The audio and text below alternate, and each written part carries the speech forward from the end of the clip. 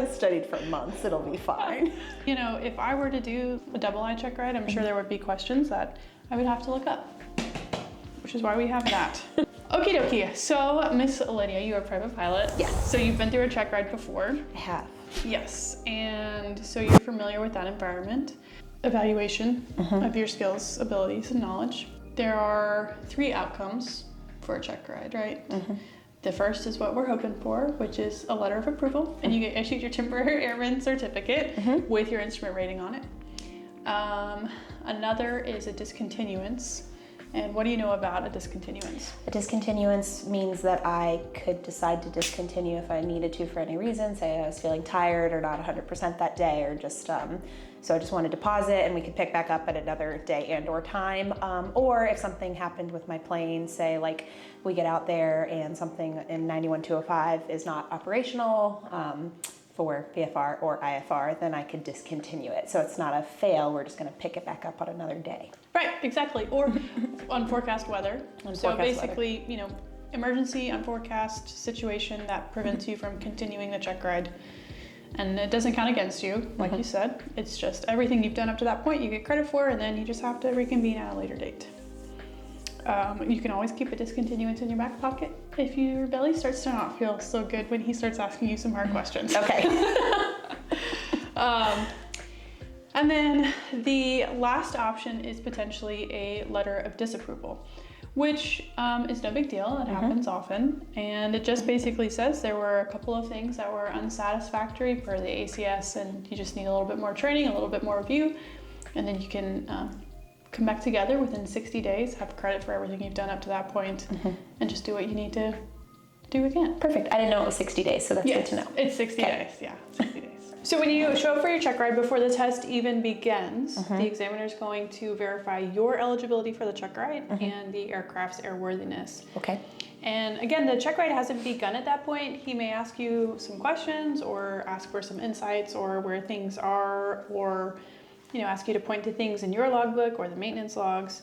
But up to that point, it's not, the test hasn't begun, so you can't get an unsat or discontinuance. Okay. So from there, he will talk to you about the potential outcomes of the check ride, and he'll also then begin the process in IACRA. First, I'll ask you if you have any questions, though. So do you have any questions? No. Okay. One common question for check rides is, who is PIC in an emergency?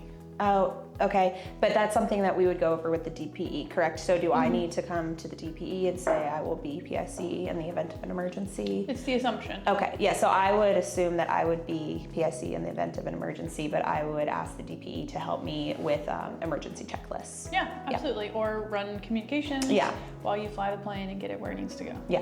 Go over any memory items like engine failure, fuel air spark kind of stuff. Okay. Ask for his help as necessary. The FAA does not allow them to be PIC. It's the reason why student pilots need to have a current solo endorsement when they do their check ride. Okay. But that's kind of a... Liability reasons? Yeah, I think it is liability reasons. You know, you get someone in an airplane that they're not named and insured, or... Got it. Makes sense. Who knows? Then after, you know, he assesses your eligibility and the aircraft's airworthiness and asks if you have any questions, gets to know you a little bit, then the test will begin. And to begin the test, there's some back and forth through IACRA. Okay. And mostly what's going on in IACRA is the DPE is telling the FAA that we have begun the test. And before you get there, you have to approve the privacy statement and also the Pilot's Bill of Rights. Okay. Are you familiar with the Pilot's Bill of Rights? No. So the Pilot's Bill of Rights is actually in the very front of the FAR AIM there, as published by ASA. And the Pilot's Bill of Rights tells us what we as pilots have rights to, specifically when it comes to FAA investigations. Okay. So decades ago, there was like a senator or representative out west, and he was a pilot, and he did something the FAA didn't like, and they took a certificate. Okay. And they didn't tell him why, and there was like this whole due process that he felt entitled to that he didn't get. Okay. He didn't have the right to appeal or all sorts of things.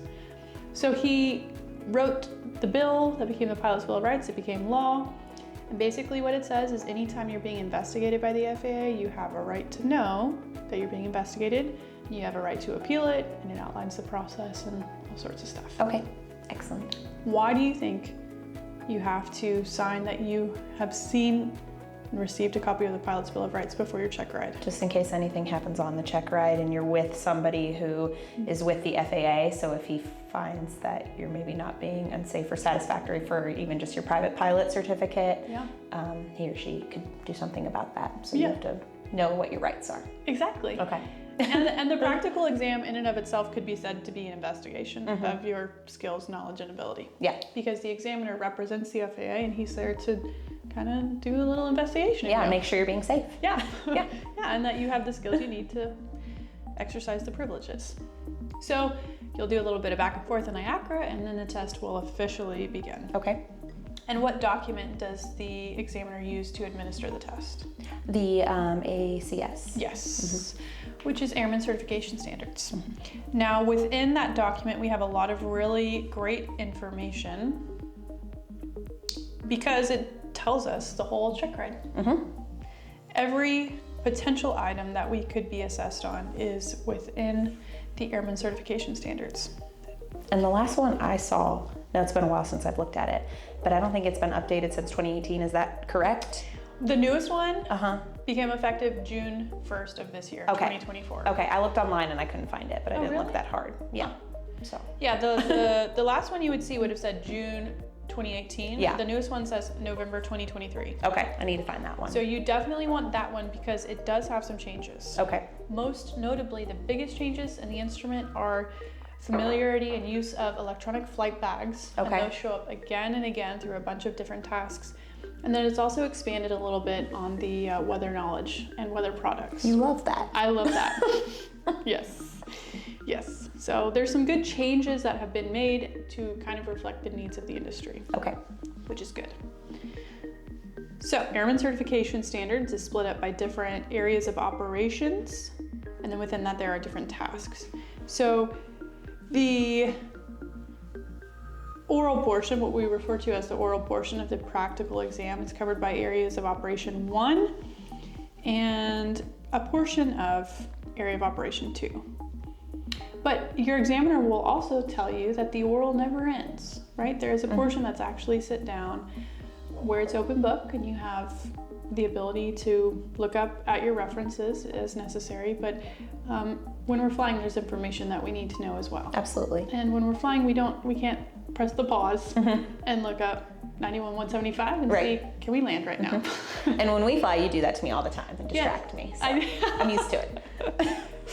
Big mean instructor. Yes. Yes, that's true. I do that. Alrighty. So we'll go through the areas of operation here. Areas of operation 1, pre-flight preparation, and then a couple of the pre-flight procedures, task A and B there. And then there will be questions through some other areas of operation, like holding procedures, navigation systems, departure and route arrival operations, approaches, lost comms, and that's about it. So okay. The oral is continued throughout the entire practical. Now, you also know from previous experience with your private pilot check ride that you cannot fly if the oral is not completed to a satisfactory level. Right. But if you get in the airplane and you have a task or a couple of tasks that become unsatisfactory, you do have the option to continue or end it there and head back. What would you do? I would continue because then it doesn't matter. Yeah. So I would get the rest of them done, hopefully pass the additional things I need to pass, and then just go back and do the hopefully 1 or 2 things that. I've heard some people, once they get one item unsat and they decide to continue, it's like pressure's off. Yeah, it's like, easy peasy. So we're gonna start first with area of operation 1, pre-flight preparation, task A, pilot qualifications. And again, this comes straight out of the ACS. So you are a private pilot. How long is your pilot certificate valid? The pilot certificate is valid indefinitely. If you want to act as pilot in command of an aircraft, what personal documents do you need to have with you? You need to have your pilot certificate, your medical, and a government issued photo ID. Okay.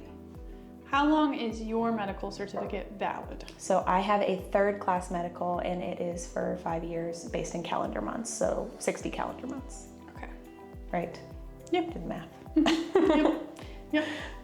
Because I'm under 5 40. divided by 12. Yeah, exactly. We won't talk about what happens when we're 40.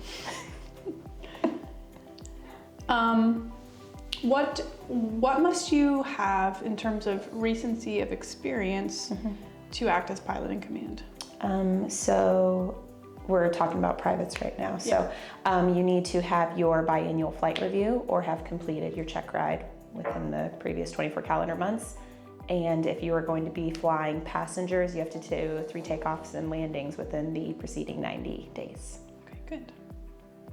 What if you want to carry passengers at night? It needs to be 3 to a full stop at night. And if you're in a tail wheel, it has to be to a full stop as well. Okay. What is night definition? It would be 1 hour after sunset and 1 hour before sunrise. Okay, good. Great, very good. So a lot of people, when they're working on their instrument rating, they forget that they're also a private pilot and they put that information down. So very nice, very solid there. Important that we remember all of those necessary items as private pilots because they still apply. Yeah. You are, however, here to earn your instrument rating. Yes, and there are some reasons for that. What does an instrument rating allow you to do? So an instrument rating allows you to fly in IMC or less than VFR conditions, to be able to file a flight plan, fly in Class A airspace, which I will not be doing in my Cessna 150. Yeah, later on. You can fly special VFR at night, and I don't know if I'm forgetting anything. There is one more that doesn't get used very often. VFR on top? Yes. Okay. All right, so let's say you did want to fly on an IFR flight plan. What would you need in terms of recency of experience to act as PIC under instrument flight rules? So you have to do within the preceding 6 calendar months, 6 instrument approaches. You have to have experience within the 6 previous calendar months with holding procedures and tracking and intercepting nav courses. Great. What are the conditions in which you can log approaches? You can log an approach so I'm saying I already have have my instrument rating. As long as you are in actual to the final approach fix, or I guess you could even be in visual, but there's a cloud layer beneath you until the final approach fix, so you can't see the runway, or foggles to mins. Okay, great. Yes, perfect. That comes from an info sheet, and it defines the conditions in which we can log an approach. Okay. And you're exactly right. Essentially, if it's in simulated conditions, we need to be simulated conditions all the way to the MTA or DA. And if it's in actual conditions, we go visual any point past the final approach fix. Yep. If we are in simulated conditions, what must also be true? And so in simulated, in view limiting, you have to wear like a view limiting device. So Right. like foggles or whatever. Yeah, so if you're wearing a view limiting device and maybe you're practicing this under VFR, Yes. how do you maintain separation from traffic if your eyes are covered up? You would need to have a safety pilot with you. Great, yes. And what criteria needs to be met for there to be a safety pilot? The safety pilot, as long as they just have to be a private pilot, and they have to be certified in that make and model of aircraft. Okay. Yep. Category and class. Category class. Yep. So could you have a private pilot with a multi-engine land be your safety pilot? They have a multi-engine land. Yes, because they would also have their single engine, yes. You're assuming. I'm assuming. So if they have their single engine land, then yes. Okay. Yeah, okay. If they I have would the assume single if they have their multi, they also have their single, but I would get confirmation on that. Yeah. Okay. Yeah.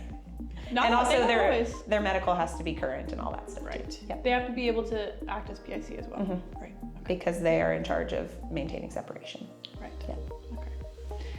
Can any portion of that 6 hits be done in a flight training device? It can, as long as it's approved. So it can be done in an approved simulator. Good. But I hate sims, so no worries there. I know you do. The only person in the world.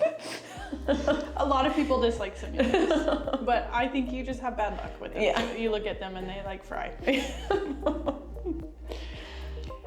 If you go more than 6 months without regaining your currency, what can you do to become current You again? just have to regain currency. So the approaches will fall off, you know, say like you're at the 7th month and you got one in the 1st month, that one falls off. So you need to get another instrument approach in.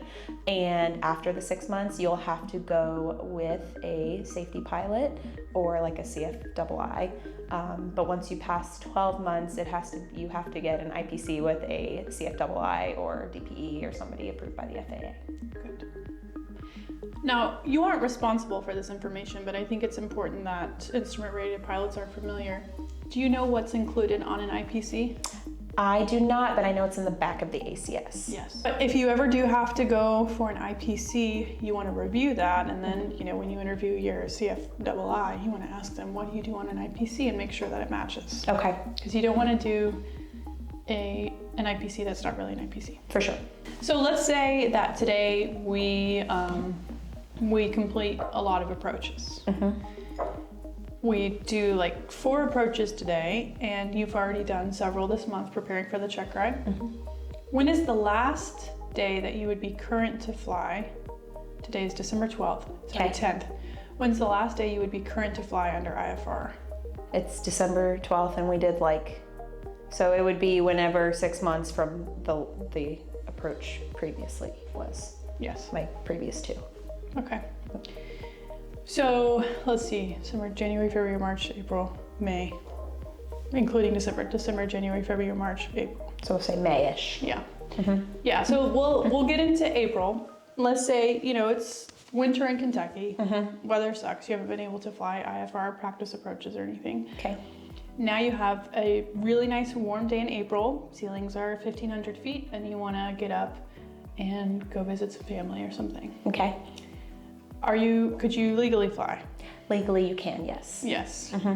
Is that a flight you would do? No. Why not? Because you aren't, yes, you're current, but you're not proficient. So I would not feel comfortable going up and shooting an approach after not having shot an approach for 4 to 5 months. Yes. Okay, good. Fabulous. Talk about my landings aside. My landings would be garbage after 4 to 5 months too. True. That's true. Mine too. That's a long time of no flying. It's a really long time. What are your personal recency of experience? So personally, I like to do 2 instrument approaches a month, and that's just because I'm newer right now. So I like to have 12 in 6 calendar months. That's my goal. Great. Which we fly often-ish. So. We do, depending on the weather. Yeah.